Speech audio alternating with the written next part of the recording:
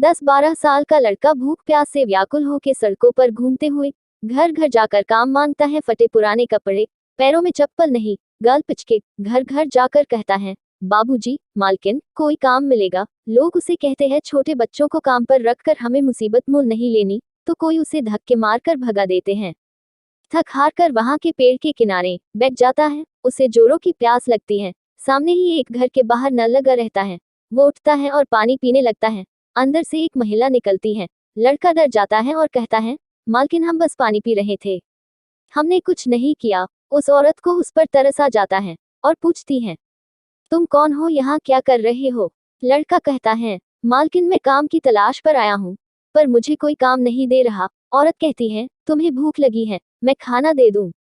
लड़का कहता है, मालकिन, हो सके तो हमें काम दे दीजिए, हम घर के सारे काम कर लेंगे, आपको शिकायत का कोई मौका नहीं देंगे। औरत भली थी, उसने उसको काम पर रख लिया, क्योंकि औरत का पति बाहर रहता था काम के सिलसिले में, और उसका एक लड़का था जो उस लड़के से 3 साल बड़ा था। लड़का रोज काम पर जाता और दिल लगाकर काम करता। वो महिला रोज अपने बच्चे से कभी खाने के पीछे, कभी कपड़े, कभी सोने, कभी किताबें, कभी पेन से परेशान रहती, क्योंकि उसका बच्चा अपनी माँ की बात को अनसुना कर देता। माँ रोज उस पर चिल्लाती, लड़का उस पर ध्यान नहीं देता। महिला अपने घर पर काम करने वाले लड़के को भी कपड़ा देती, खाना देती। लड़का जी मालकिन कहकर उनकी सारी बात मानता, उसके कहने से ही पहले, जैसे खाना खा के बर्तन साफ रखना, टेबल कुर्सी साफ रखना, हर चीज जो महिला अपने बच्चे को सिखाना चाहती थी, पर वहाँ वो लड़का करता। एक दिन उस महिला के बच्चे ने अपनी टी शर्ट पर खाने की चीज गिरा दी। जब उसकी माँ ने उससे कुछ कहा तो वो उसे उल्टा जवाब देने लगा कि आपको क्या करना है, मेरी टी शर्ट है, मैं चाहे जो करूं। बच्चे के इस व्यवहार से महिला दुखी हुई और रोते हुए कहने लगी, देख, वो भी तो बच्चा है ना, तुझसे छोटा, वो कितना कहना मानता है मेरा, कभी शिकायत का मौका नहीं देता। तेरे पुराने कपड़े, तेरे पुराने जूते तक कितना संभाल के रखा है। उसकी माँ कितनी खुश होती होगी जो उसका बच्चा उसकी हर बात मानता है। और वो महिला रोते रोते रूम के अंदर चली जाती है। वो काम करने वाला पास खड़ा सब सुनते रहता है और उस लड़के से कहता है, भैया, आपको मालकिन का दिल नहीं दुखाना चाहिए, आपको उनकी हर बात माननी चाहिए। वो लड़का गुस्से से, तू ज्यादा हीरो मत बन, तेरी माँ तो तुझसे खुश है, और मेरी माँ भी, मेरी माँ तेरी बहुत तारीफ करती है, तो तू मुझे ज्ञान मत दे। लड़के की आंख में आंसू आ गए और उसने कहा, भैया, मैंने अपनी माँ को कभी देखा ही नहीं, मेरे पैदा होते ही मेरी माँ चल बसी, उसके बाद मेरे पिताजी भी चल बसे। मैं सबकी माँ देखता था, अपने बच्चों से प्यार करती हुई, डांटती हुई, मारती हुई, और फिर प्यार से सर पर हाथ फेरते हुए खाना खिलाती हुई। मैं कितना रोता था कि मेरी माँ क्यों नहीं, क्यों मेरी माँ मुझे डांटती नहीं, प्यार नहीं करती, क्यों वो मुझे छोड़ गई, क्यों? फिर मैंने मालकिन की आंखों में वही ममता आपके लिए देखी, आपसे प्यार करना, रूठना, मनाना, डांटना, गुस्सा करना, फिर आपका घंटों खड़े रहकर चौखट पर आपका इंतजार करना।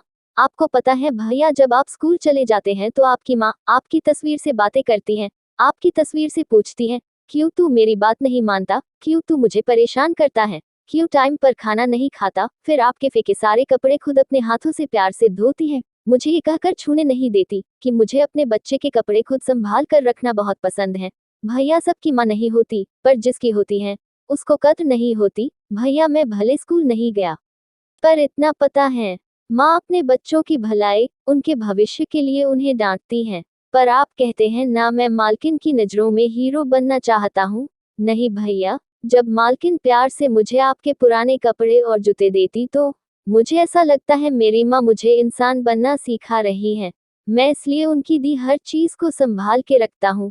आपको पता है, जब मैं भूखा था, कोई काम नहीं था मेरे पास, तो मालकिन ने मेरी आंखें पड़ी, मेरी भूख देखी और मुझे सहारा दिया। वो बहुत अच्छी है भैया, भगवान करे सबको ऐसी माँ मिले, क्योंकि भैया, मेरी माँ तो इस दुनिया में नहीं है, पर माँ जैसे ही कोई मेरा ख्याल रखती है, इसलिए मैं उनकी हर बात मानता हूँ। अपनी माँ को तो नहीं देख पाया, पर मालकिन के रूप में माँ की ममता देख ली मैंने। पास खड़ी ही उसकी मालकिन सब कुछ सुनती रहती है, पर उसकी हिम्मत नहीं होती कि उस बच्चे के सामने चली जाए। वो गरीब नौकर आंसू पोंछते हुए काम पर लग जाता है और मालकिन का बच्चा अपनी माँ के गले लग जाता है, और वो महिला अपने बच्चे को गले लगाए ये सोचती है, वो कौन सी माँ थी जो इस बच्चे को जन्म दिया। ईश्वर को किसी ने नहीं देखा, पर ईश्वर ने भी माँ को देखा है।